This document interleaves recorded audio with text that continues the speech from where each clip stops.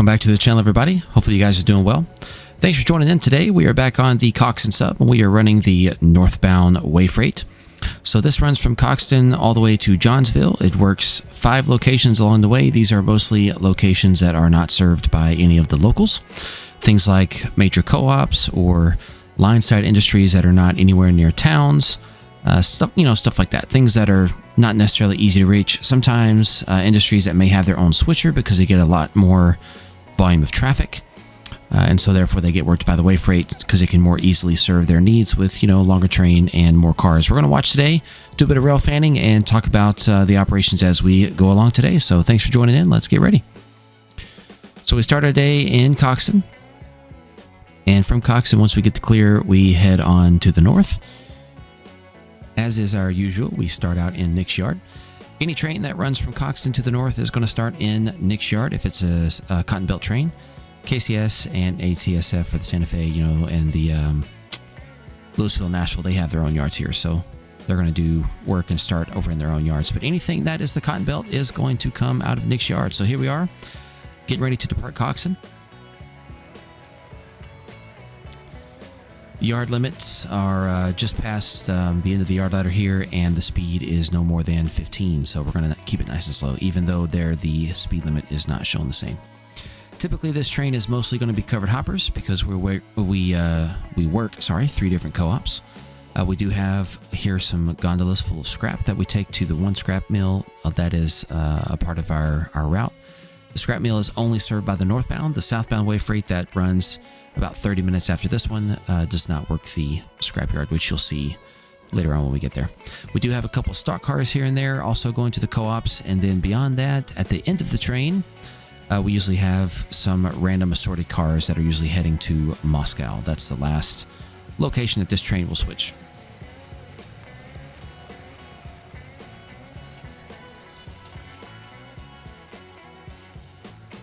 Hope you guys enjoy these scenes. I recently did some upgrading to the farmland along the way here between Coxton and Highbridge. I have a lot of work left to do to continue that on. But if you notice here, I've got a lot of spline grasses, and I recently decided that I'm going to finally go in and replace all of these with Turfex. So we are going to get to see all these spline grasses go on to their lovely place that's just somewhere not on the route. Yeah, I took some time to think about if I really wanted to make the effort of, retexturing 80 miles of track with Turfex, but I decided I most certainly needed to do it. We're not in Tain anymore, and I just felt like it just wouldn't look very well without Turfex. So made the change, and you'll see the updates pretty soon.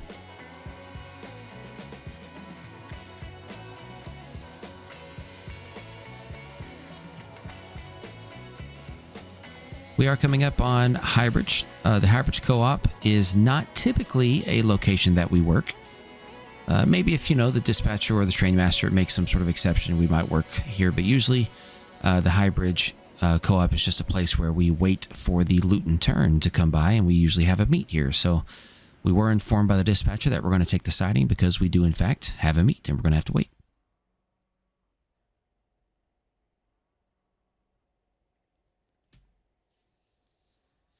Not too long after the dispatcher told us we had to take the siding, he realized that the Luton turn actually has to work this co-op, and so he's actually going to leave us on the main. So you'll see us here pull up to the signal here at Highbridge Co-op where we will wait, and we'll be waiting on the main.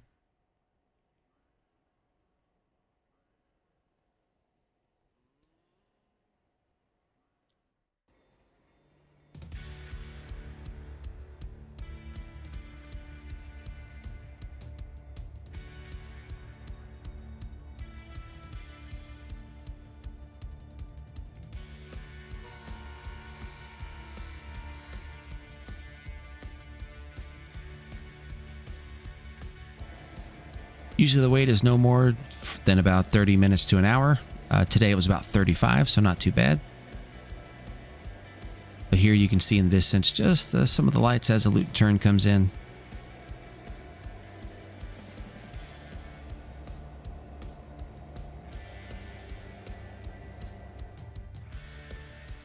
Once we're done waiting for him, we're usually cleared out all the way to our first location to work, which is the Fulton Co-op.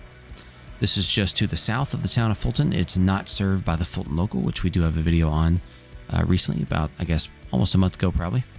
That local does not serve this co-op. This co-op is reserved exclusively for the northbound and the southbound way freight.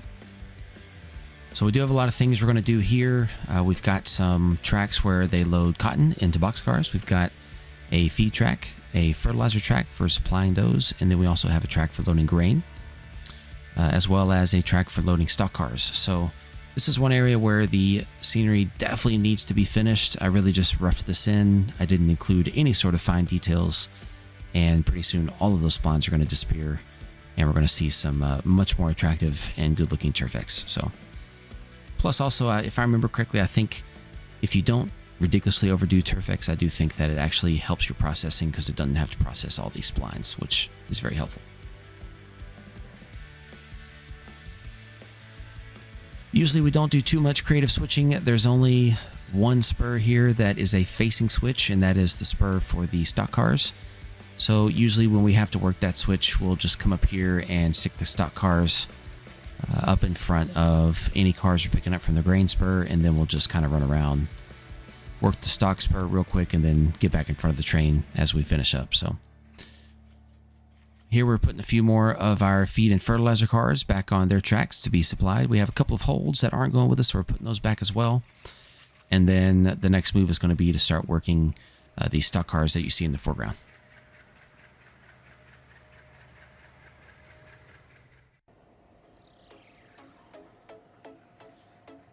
Here's where we're going to shove back to make some space for those stock cars. Once we do that, we'll go ahead and shove back enough to get our pickups from the rear. And then we'll do our runaround and start working the stock cars.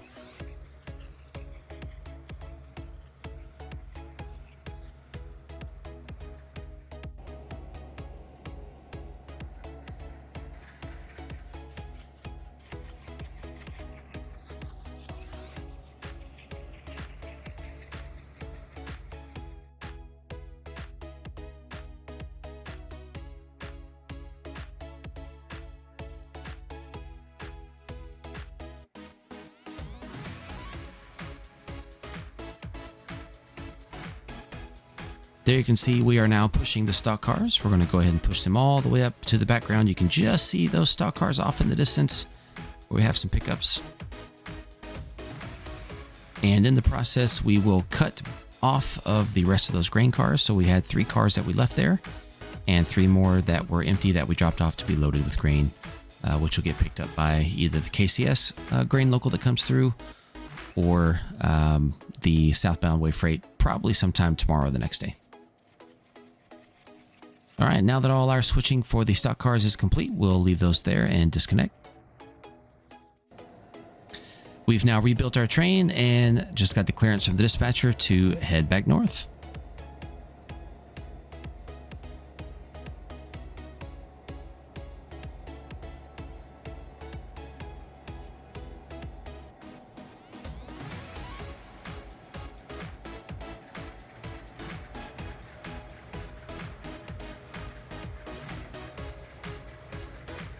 Pretty heavy train right now, so we have a moderately slow start. Once we get out of here, the speed limit's going to be 20 when we get into Fulton anyway, so there's not too much of a reason to get up to a high speed.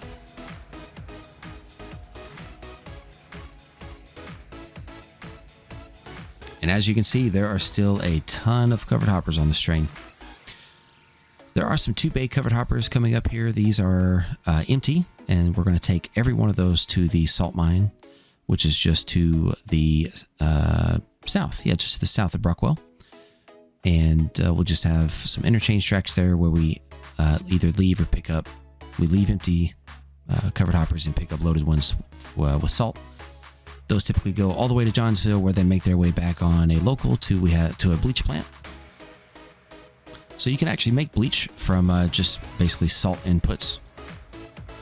There's a whole process. It's quite cool, actually. Learned a lot about it when I was building the bleach plant here on the route. But in the meantime, we've got to go to CP Summit, and we have a meet here with a KCS southbound manifest that's heading to Coxton.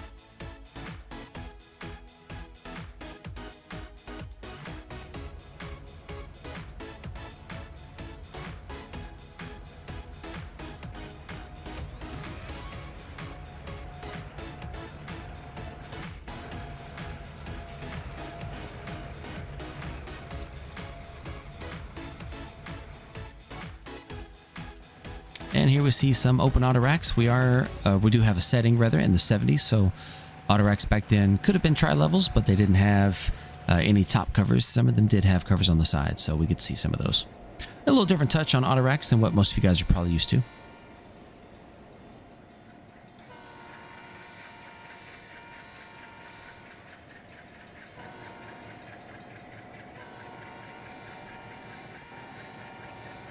This is us coming into Shifnal, and there you see the Fulton local has been waiting on us.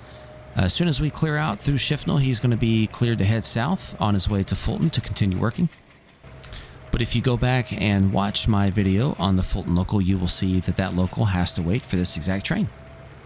Not the same rail cars and stuff, but the same, like, numerical code for the train.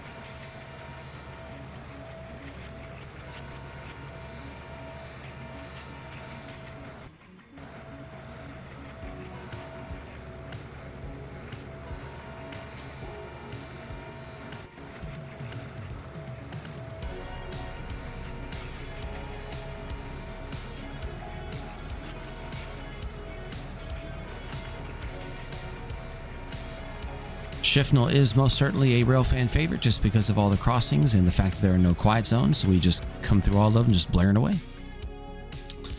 And I didn't want to show much of Billary today just because a lot of my videos have a featured section of Billary, so for this one we're just showing as we continue on northbound through the town of Billary on the main.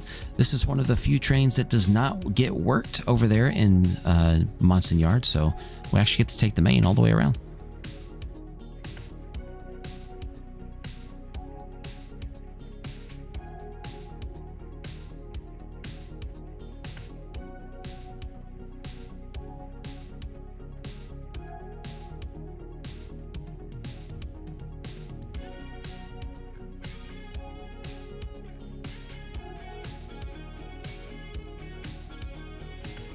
And after continuing through the little valley there, we are 4 or 5 miles north at Heiliger's Curve.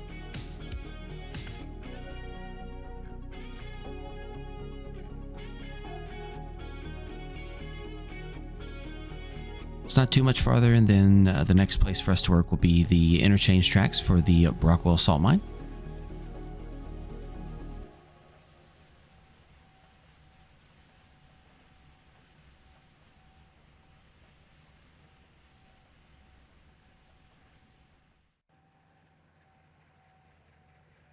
Since I'm going to be replacing the lineside scenery with Turfex, I'm also going to be replacing this field. This is a field of wheat, but I'm going to be putting some Turfex wheat in there, which looks fantastic.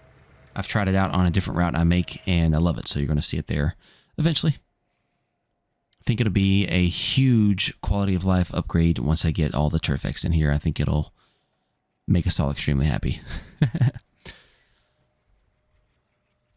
So here we are about 2 miles south of Brockwell, at the Brockwell salt mines. There are 2 interchange tracks here. Basically, one track is for dropping off empties, and another track is for picking up loads.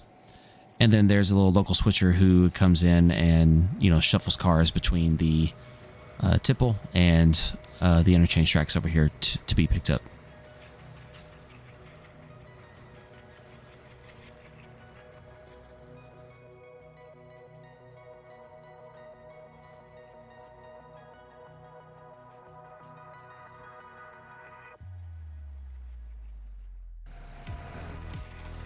All right, and now we have fast forwarded a bit. We are heading into Brockwell.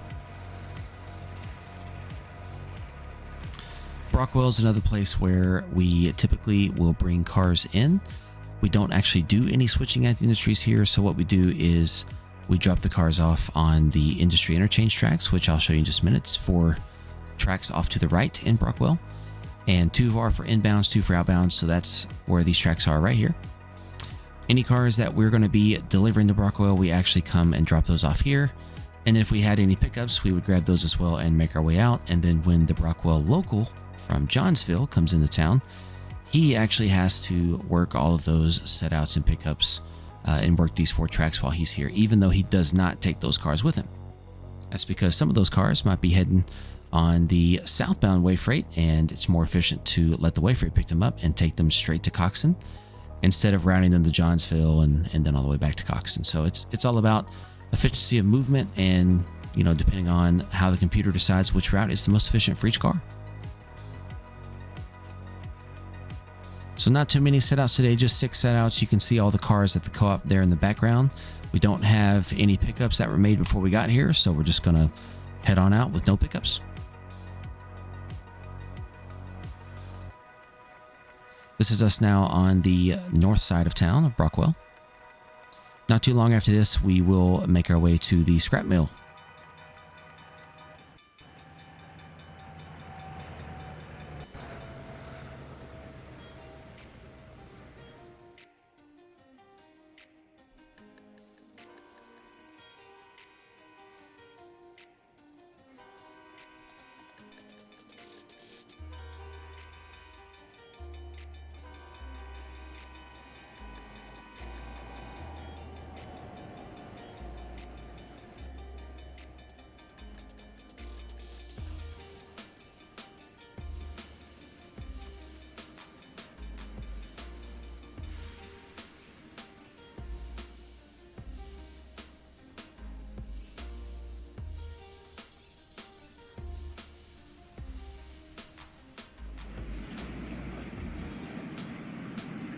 And this is the switch that has access into the scrapyard, so we're backing up here.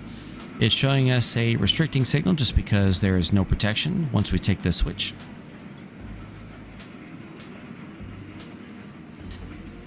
And you can see now why this industry is only switched by northbound freights. That's because southbound you can't get access because it's a facing point switch.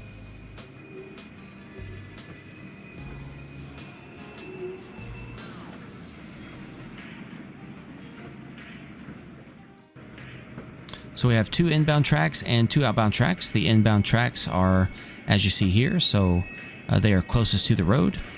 And then the 2 outbound tracks are closer inside the scrap mill itself. If the scrap yard was more full than it is today, we would actually have to do some car shuffling. We'd have to move some of the empties from the inbound track over to the outbound track to be loaded and ready for departure. Today, though, it's a pretty easy job, just doing some setouts, no pickups, and we continue to head north.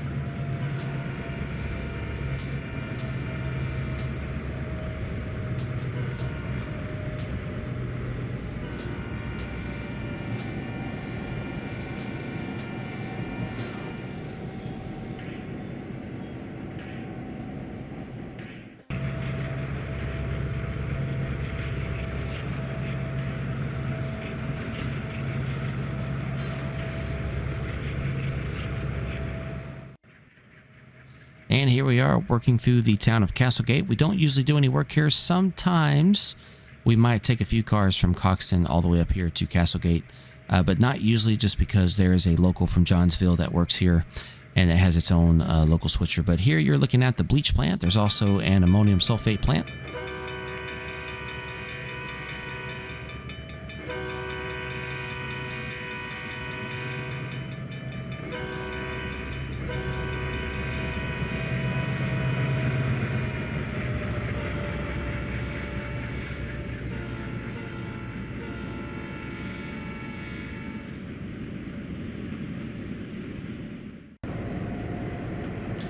And now, just before we get into Moscow, we reach the Castlegate Co-op.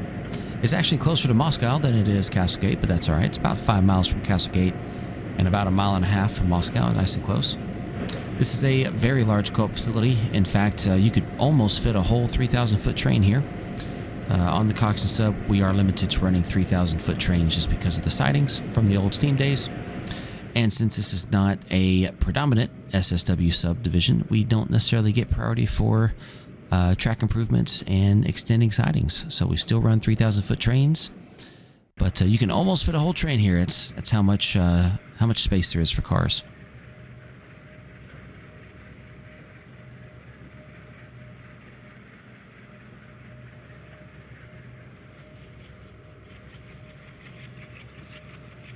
We do have a track for empties to be loaded with grain. We have a track for supplying fertilizer, a separate one for feed feed track there is on the right. And then we have, of course, a track for loading up cattle from the stock cars. Pretty much any stock car that's loaded on the route will go straight to Coxton, where it will be shipped to the slaughterhouse. We don't really ship any stock cars off route typically, just because, you know, here we're kind of simulating the fact that by this point in history, if there was any stock traffic in the early 70s, it was fairly local and not long distance or widespread, just because of the hassle of shipping animals by train.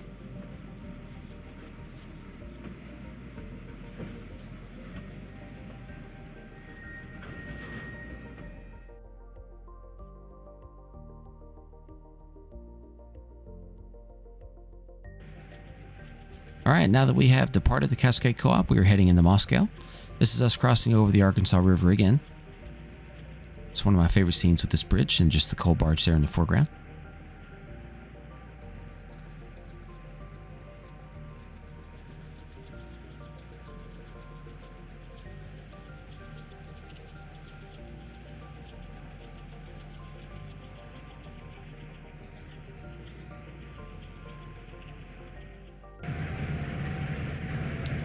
Moscow also makes for some nice rail fanning locations just for because of the elevated track here. It's not really a pure elevated track, but it's, you know, another foot and a half higher than most areas, so it sticks up quite a bit. I do have a lot of work to do here in Moscow. I need to change all the residential buildings for American style and get away from that old European look that I used to have on this route. So if you see all those European looking buildings, don't mind those for now. They're going to go soon.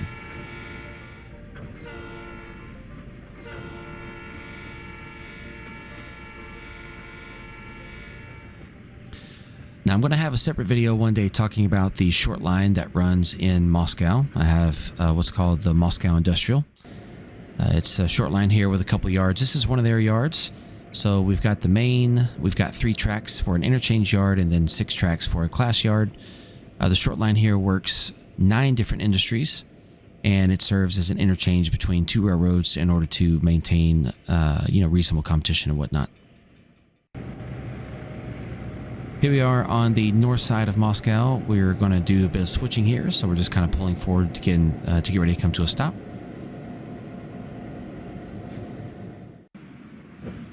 And then we're going to gently shove back all of these cars that were at the end of our train are the cars that get shipped over here to Moscow and they get dropped off.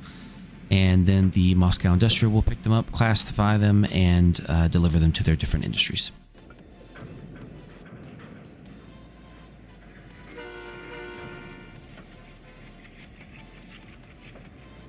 Got some local residents that are pretty upset. They've been sitting there at that crossing for about 12 minutes. So I figure I'd be pretty upset too if it was me, but I don't live near the tracks. I ain't got to worry about it. All right, now that we're finally back together with our caboose, we're going to go ahead and head out. Our last stop here is heading north the last 2.5 miles or so to Johnsville, where we pull into the major yard that we have. But this is our last scene of this train today, so I just want to say thanks again for watching. Hope you guys enjoyed it. Stay tuned for more videos and more content on the way as I continue to work on the route and do some operations and test things. Hopefully you guys are getting excited about it. I'm definitely excited about it. Put a lot of work into it, and I hope that you guys will enjoy it when the release comes. I still don't know how soon that's going to be. I would love to be optimistic, but I don't want to disappoint, so I'm not going to give a deadline yet. I don't want anybody to expect something that I can't deliver. But thank you guys for watching. Thanks for being a part of the channel. You guys what make the channel great. You guys what keeps me moving with the videos. So make sure to like, share, comment, and subscribe, and we will see you guys next time. But stay tuned real quick for one little treat. So one of my next videos, we're going to run this train. This is one of the Southbound Way Freights, and we're going to check this out. It's got a little bit different operations, so stay tuned for that one.